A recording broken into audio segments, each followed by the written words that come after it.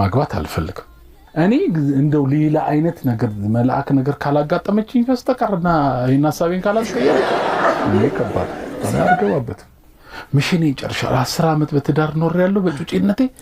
በደንብ በቃ አይቻለሁ ተስፋ ካለው ነው ያልኩ ያለውት እንጂ አገበያው አለኩ አሁን አሁን እውነት ለምናገር ደና ነው ካራሱራችንም ደና ነው ዲያስፖራንን ምናምን አጣጣም ግን ያኛው ኮንትራት እኔ በጣም ትሮማ አለብኝ በጩጬነቴ ስለያገባው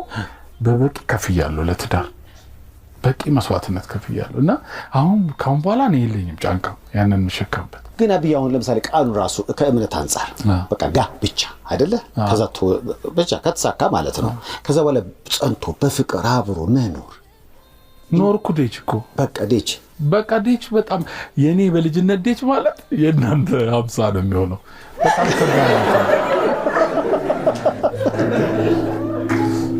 ከባድ እናንተ ማለት ያኛውን እኮ ፔሪድ እኮ በደም እንዴ ምን አንተ የጩጬነቱን አንተ በደም አሪፍ አሳልፈሃል አንተ ደግሞ በልጅነት ትዳር ውስጥ ገቡ በ11ኛው ወር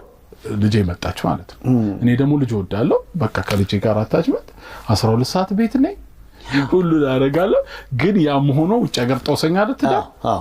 የፈለከውን ይፈርታ አድርጋ ልታድነው አትችልም ከዛ በቃ ከሆነ 10 አመት በኋላ ክራክ አረገ በቃ ስለዚህ በልጅነትም አንዳንዴ ማግባት ነገሮችን ሳያዩ ጥሩ አለመሆኑ ተገንዘበሃል ነገር በልጅ በኩል ደስተኛ ነኝ ልጅ በልጅነት መውለዴ እኔ በመሃሉ በውስጥ ሰፈር ባላረግ ኖሮ ጥሩ ነበር